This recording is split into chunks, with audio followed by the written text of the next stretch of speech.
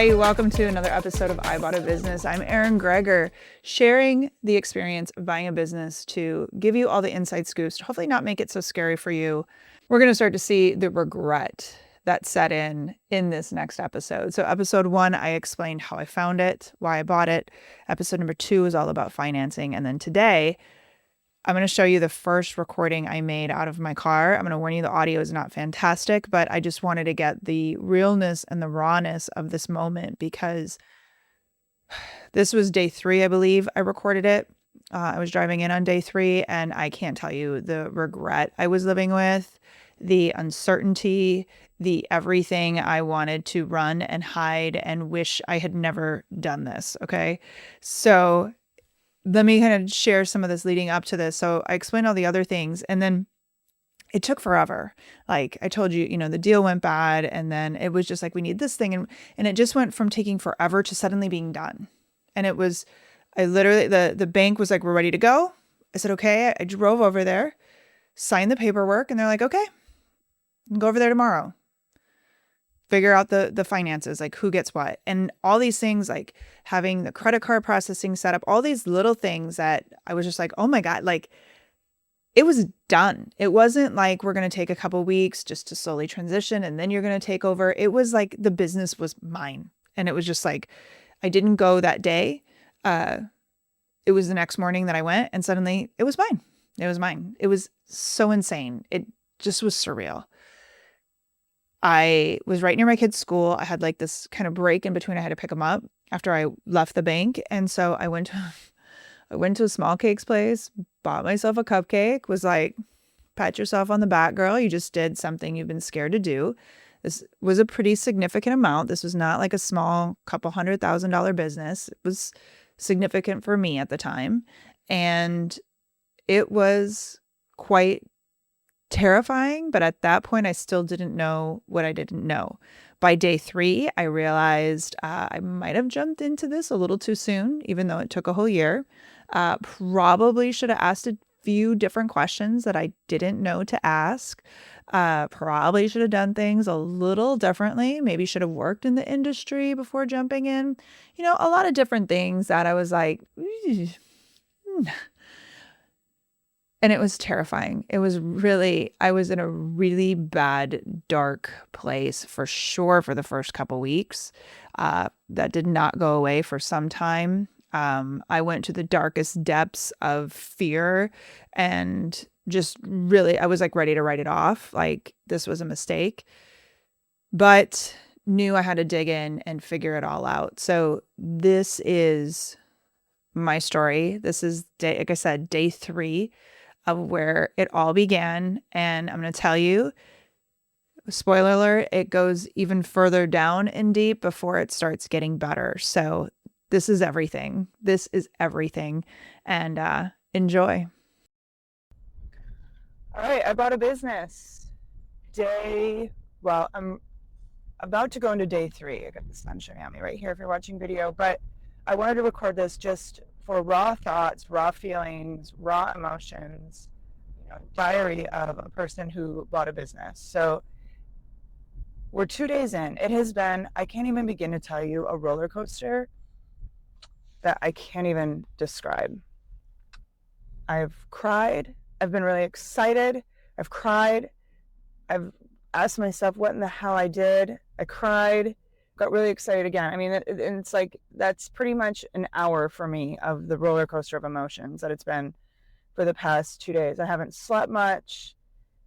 I literally went to Google and said, can you get out of a 5-year lease? And I looked at the price I paid. I'm like, maybe it's just worth, like, I could lose this money and I just don't even care right now. But that's really what it's been like. It's been very emotional. I think I made a mistake. I think it's going to be okay. My husband was amazing. We were lying in bed this morning because I can't sleep at night. And he's like, Erin, you dreamed of fixing broken businesses. And this one is broken. Like, you've got a ton of upside on it.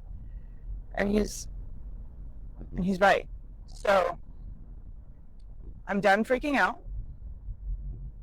I'm done playing scared and I'm going to put my big girl panties on and really approach this in the manner that I need to approach it. So let's talk about things that really went wrong. So the process to close felt like it took forever. We were just sitting on stuff, waiting on stuff, waiting on stuff, waiting on stuff. Oh, we need this thing. And then all of a sudden it happened. And it's like, you have a business.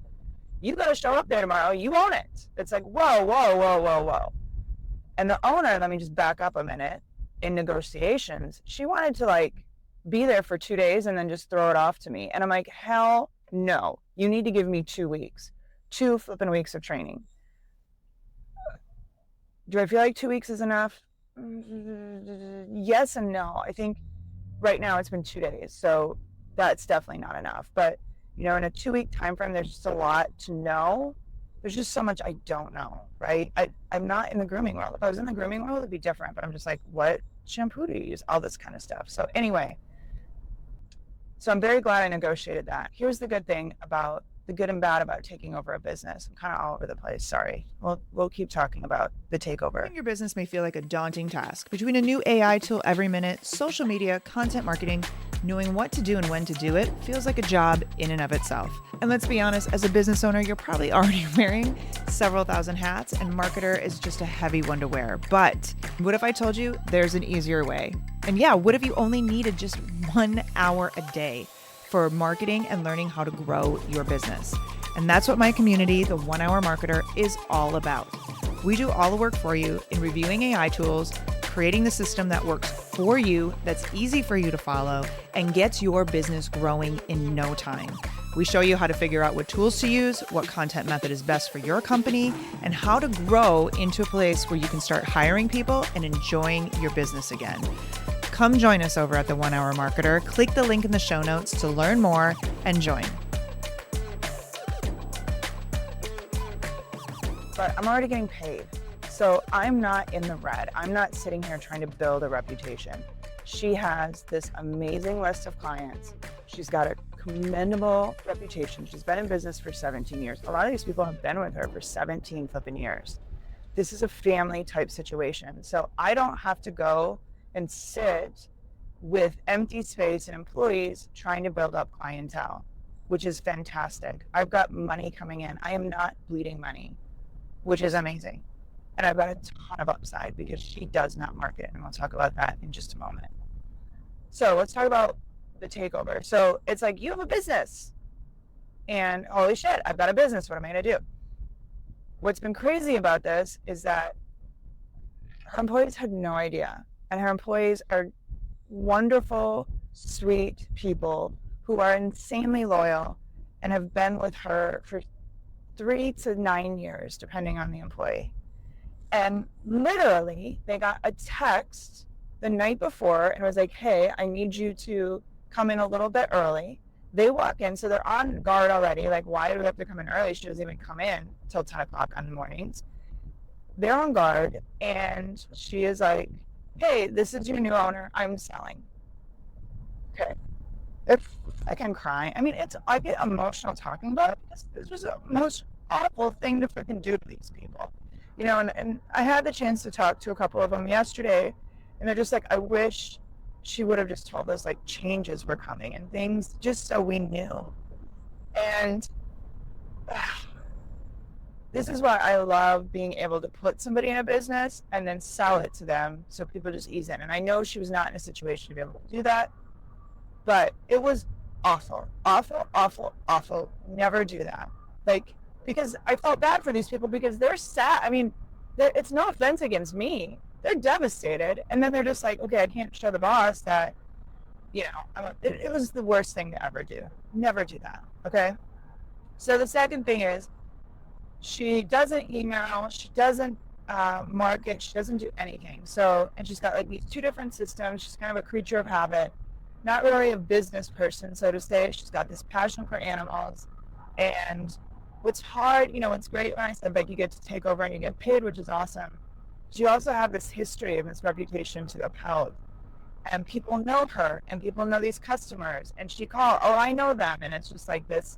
There's a lot of magic in her head that a lot of business owners have. And I've got to figure out how to get that all out of her head and how she does things. And just, and, you know, just breathe.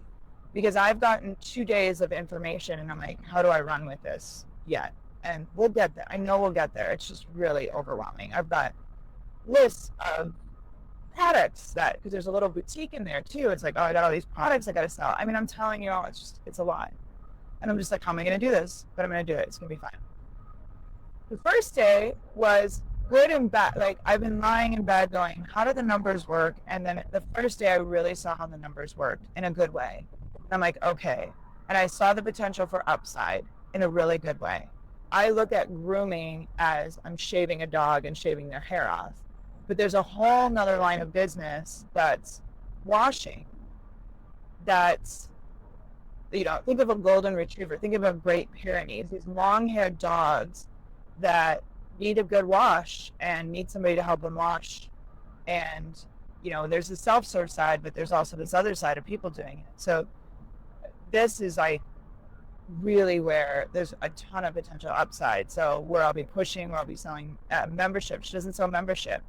She's got self-serve, and the washes is where I really see membership potential, and she doesn't do any of it. So I will be implementing membership programs before the end of the year, just to really try to stay top of mind for people and get people in and just really understand how to get a steady pace of clientele. So it's not up and down. It's not hit or miss. It's not, we don't know what's going to happen. We have predictable income coming in every month on this outside of grooming. Grooming's predictable. So that was day one. And I came home and I was super excited because I'm like talking to my husband. I'm like, I did the numbers and this is what we could this is what I could make in addition to what I'm already making. And it's good numbers. It's really good numbers. However, then day two happened. They use Spectrum Internet. I'm going to call them out. Spectrum Internet, I have never had. In my neighborhood, there's two types of internet we can have. I have the other one that's not Spectrum. And I swear to God, every other week, somebody's going online and says, is your Spectrum Internet down? Like, I'm just like, and every other week, I'm like, oh, I'm so glad I don't have Spectrum Internet. So then she's like, I have Spectrum Internet. I'm like, oh, God, okay. Does it go down a lot? She's like, never goes down. Yesterday, it went down for 7 hours. And it may not still be up. I don't know. We're going to go in this morning and not be up. So there's no backup to run any credit cards, anything. So luckily, cards are on file. Luckily, it's okay, but it's not okay. So I've got to figure out, mitigates. I mean, I've had this, it's called Grande. It's a Sound now. I've had them for 20 years in my house. They've gone down, but I've never been down more than an hour. Ever. So I got to see what's available and research that and probably get a better deal than what she's paying, to be honest with you. But that was a total BS moment. I was like, how do you function like this? This is not acceptable. So, and there was a competitor who came in and on the Sunday before and left a crappy review. So I got to take care of that because the previous owner, she's like, I don't want to deal with that. I'm like, no, you need to deal with this. I'm not going to get into a fight with them, but you're going to respond to the negative reviews. You're going to respond to these things, and you're going to respond to the great reviews. And it's a game you got to play, and she just doesn't want to play the game, which I understand. So anyway, that's day two. And I came home, and I was like, I made the biggest mistake ever. You think the landlord will let me get out of the lease? My husband's like, no, he won't. Like, I'm willing to walk away from the down payment. He's like, but then it's like, no, Aaron. He's like, Aaron. He's so sweet. This morning, I'm like, I'm so sorry. Because he didn't want me to buy this. And I'm like, I'm so sorry. You were right. I never should have done this. And he's like, Aaron, remember what your dream is. It's to fix businesses. Fix this. Get it going. And I've got to get out of her mindset because she's in a very, I've got to be here all the time mindset. She is the secret sauce. She is, but she's not, because she is her employees understand her secret sauce, and how they handle customers and what they do with customers is her secret sauce. And she's taught that. So she doesn't have to be there all the time. I think she kind of believes she does. And not that I'm going to ditch everybody, but I believe I can put people in there. Be very careful of culture. Be very careful of what we're dealing with. Because honestly, these groomers are they're more like introverts, and they're doing their own thing. They're sitting there in headphones, grooming dogs, taking a break. Nobody's really dealing with each other, right? So first hire is going to be a new groomer, fill in the back slot. Oh, and let me just talk about filling in the back slot. When I bought this business, she told me there's a list of 50 people waiting. And then when she actually showed me the list, it's not 50 people. Okay, there's not a wait list. However, I think with some good push, I think with some good phone calls, I think I can try to fill, at least get a groomer in there, filled halftime and get them in there type of deal. We'll see on that one. I was not that impressed on that one. So I can't recommend buying a business right now because there's some good and some bad, but I'm going to keep updating you on how it changes and what I do. And I'm putting on my big girl panties today and taking control of this thing and getting it fixed. So step one, I got it.